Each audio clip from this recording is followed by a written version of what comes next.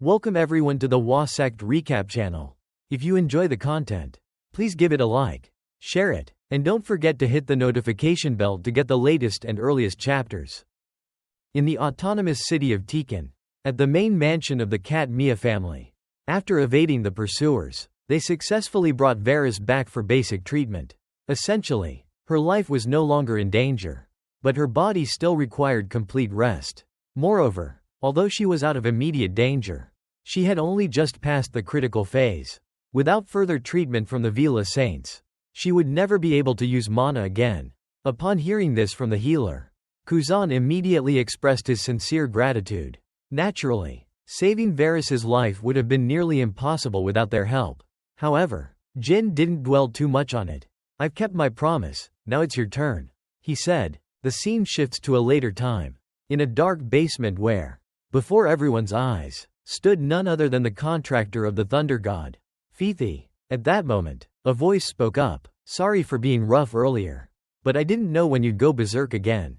My apologies." Contractor of Fithi. Two shadowy figures stepped forward, catching him by surprise. "See you, Jian. Don't tell me you've betrayed Lord Rasua," he said, his face full of astonishment. Unable to believe it could happen. With a calm voice, Quan replied, "It was Rasua who betrayed us. When you became the embodiment of the god, you nearly lost your life at his hands. So, cast aside that pitiful loyalty. It's not loyalty, it's fear." "Shut up." Clearly, the young man didn't believe a word of it. Quan continued to persuade him.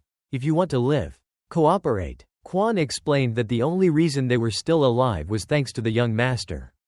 "The young master?" Doubt flickered in Dean's eyes. But then Jin spoke up. "That's right, I'm the youngest sibling of the trash you're serving. And I'm also the one who signed a contract with the god said."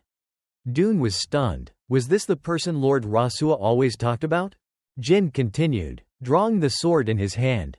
"You've felt this power once before, haven't you?" As the blade left its sheath, a dense aura of spiritual energy radiated, causing Duan to panic even more. This time, it was certain, everything Kuzan and the others said was true. Not a single lie. Then, two swift sword strikes slashed toward Dulian's position, cutting through the chains binding his body. Dean collapsed to the ground, kneeling before Zen, who spoke again. "From now on, I expect you to speak the truth, or your life ends here." And so, the conversation unfolded. "So, you're saying meeting me at the Tanhai archipelago was pure coincidence? You only went there to enhance your power?" "Exactly," Du quickly replied, and Jane pressed on with his questions. "I'm surprised you found a way to enhance your power through Graham's tomb. And why did you want to increase your strength?" "Because I'm a replacement." His response was shocking. Lord Jua had long planned to steal Sode's contract. In case something went wrong, he planned to take my contract instead of Sode's, which is why he needed to ensure I had strength worthy of it. That bastard, how did he plan to transfer the contract? But what concerned Jin more was that Rasua had self-destructed and died at the Tanhai archipelago. So how was he still alive and acting as if nothing had happened? Clearly, he used some strange trick. Jin didn't hesitate to ask Dean directly if he knew anything about this oddity. "If I tell you everything I know, can you protect me?" "Absolutely, if the information is valuable." Dean spoke of a woman called the Seer Witch, who influenced nearly all of Lord Rasua's decisions. She was the one who revealed the location of Graham's tomb in the Tanhai archipelago and that it could enhance the power of Fithi's contractor. Everything stemmed from that witch. "So, you self-destructed, but you're just a clone she created?" Hearing this, Zin was intrigued. "Do you know how she cloned Rasua?" "I don't know exactly, only that it requires many human lives. It seems she's using death row prisoners from the Hu Fester Alliance for this purpose." Jin pressed further. "You knew Yosua would take your contract. So why didn't you try to escape? Is your family being held hostage?" "Because my guardian dragon is being held captive. In truth, I no longer have a family, or rather, my entire village was killed by Rasua. But as you can see, I'm pathetic, following the orders of my enemy instead of avenging them. Even Varys mocked me for it. But if I lose my guardian dragon, this miserable life will have no meaning. So please, help me take it back." Zin bluntly refused. "Right now, you're just a prisoner. I can't grant that request. However, if you fully submit to me, I'll give you that opportunity. One day, you'll take it back yourself. With that, Jin and Khan left. Until then, I'll treat you with the little humanity I have left. So, I hope you won't disappoint me. The seer witch? Right after the meeting with Duan, Jin discussed this with Si Mia and Queen Cantel. Essentially, they now knew she was the one orchestrating the contract theft and using humans for cloning. So, you have no guesses about who she is? Jin asked Queen Cantel, who quickly replied, a demon. If it's an entity at the level of a demon king, it's not impossible. Or perhaps it's none other than Helorum. It's no surprise if everything stems from her. Whether it's cloning humans or transferring contracts.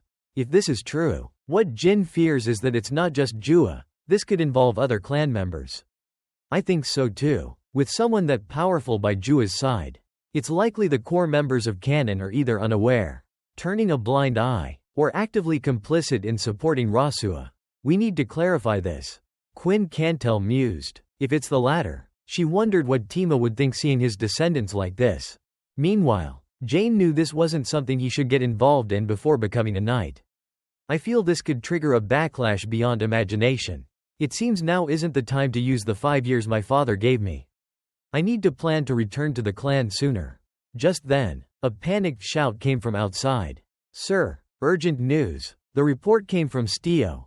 A fire dragon and a giant black monster resembling a dragon had a fierce battle. Likely involving Lord Moroccan. At the same time, in Santo City, that horrific battle was still raging. A fire dragon and a black dragon were destroying the city below. The horror seemed beyond human imagination. Upon hearing this, Jin, Suri, and the others immediately set off. Meanwhile, Queen Cantel blamed herself for letting Moroccan go alone. Calm down, Queen Cantel. Right now, it's certain Moroccan is still alive. And as his contractor, I haven't sensed anything unusual. Queen Cantel nodded. If Moroccan is facing Kadun, he won't kill that fool. There'd be no one left to tell him who the next contractor of S's is. More likely, he'll drug him, tear off his wings, or imprison him to find you. The contractor of Sodat said. As they spoke, Suri, the fluffy cat, brought the group to their destination. Before them was a ruined city, engulfed in flames, with a sky that seemed unable to let in light. I'm certain that's Kadun's fire, Queen Cantel said, noting no other fire dragon could produce such intense flames. Quan wondered why, despite the fire burning all day, no reports had been published. It seemed Jippo was controlling the situation well. All right, we'll enter the city now, Jin said, and everyone began disguising themselves, quickly reaching the city gate. However, they soon realized things weren't simple. This place belonged to the Duke. But instead of the Duke's soldiers, holy knights from Vankila were guarding the area. It seemed they didn't want any witnesses. So they blocked all entrances and exits. The Holy Kingdom of Vankila sealed off this area instead of helping restore the city or save civilians? That's odd, Jin noted. As far as he knew, they had never taken sides in the past. But now, Vankila was clearly aiding Jippo. At that moment, Queen Cantel stood up, surprising the others. First, we'll go in to check on Moroccan's condition. That's the priority. Though Jin wanted to go first, she firmly refused, promising to open the gate unnoticed. Quickly, Queen Kano approached the gate. The Vankila Holy Knights stopped her, saying the area was restricted and threatening her life if she advanced. However, she showed no signs of leaving. Queen Cantal assumed a stance and swiftly attacked. With superior speed, she kicked one knight through the gate, destroying it. The other knight, still confused about what had happened, only managed to ask, "Who are you?" before being knocked out with another kick. After dealing with the two gatekeepers, she used a skill powered by the god of time to restore the broken gate. Everything happened in an instant, just as she had promised Jin. Snap, with a snap of her fingers. The restoration was complete, a broken gate with no trace or sound left behind. Cu Jian marveled. So this is the power of the time dragon. The three entered the city, and the scene before them was horrific, perhaps even hellish. At that moment, a broadcast echoed through the city. Citizens of Sental. Outside the city, the fire dragon is still fighting the monster. A saint stands amidst the flames, with thousands of civilians gathered below. Dear citizens, the messengers of heaven have arrived, so don't fear or despair. The vile monster that killed our parents and siblings will soon be destroyed by the fire dragon. The people below seemed hypnotized by some force. Let us pray for the divine to bless the fire dragon. That is the prophecy, Jin told Cu Jian. Curious about the prophecy, to look into the people's eyes. Though the saints claim its holy power, it's actually a form of mind control magic. It's useless against those with strong wills. But civilians in shock like this can be easily deceived. The current Holy King Milan had deemed prophecies heretical and banned saints from using them. And the way they blame Murakhan for the massacre caused by Kadun suggests he hasn't been captured yet. If Murakhan were subdued, they wouldn't cause this much chaos. The question was why they were going to such lengths and defying the Holy King's orders. They needed to uncover why Vankila was helping Jipo. Meanwhile, the Vankila saint continued rallying the crowd, announcing that a group of villains had infiltrated the city. If you see anyone suspicious, report to our messengers immediately. Hearing this, the three knew they had to escape quickly. But as luck would have it, the moment they turned to leave, they were spotted. The suspicious ones are over there. Surround them. With the shouts, a mob rushed toward them as ordered by the messenger. But Cu Jian quickly showed his skill. Holding something in his hand, he threw it to the ground. The crowd stopped as smoke rose. And when it cleared, the suspicious figures were gone. The saint raged, shouting that they must eliminate the wicked intruders. The horns of Vankila sounded as Jane and the others hurriedly fled the city center. Heretics, drop your weapons and surrender. A group of holy knights blocked their escape route. And at that moment, Jin drew his sword. A blinding light shot toward the knights. In Jane's hand was the Tanfong Thundersword, and the group in front was torn apart by countless lightning bolts. However, one knight hiding behind survived the attack. All right, I'll handle the last one, Cu Jian said, pulling out several vials of poison to prepare his move. But the opponent frantically shouted, "Wait, please, I'm different from them." Jin held his sword close and questioned, "What are you talking about?" The knight explained, "As you've seen, I've never pointed my sword at anyone who isn't a heretic. And you're connected to the black dragon who stopped the fire dragon's rampage, right?" These words piqued Jane's curiosity. "Do you know where the black dragon is?" Instead of answering immediately, the knight slowly removed his helmet.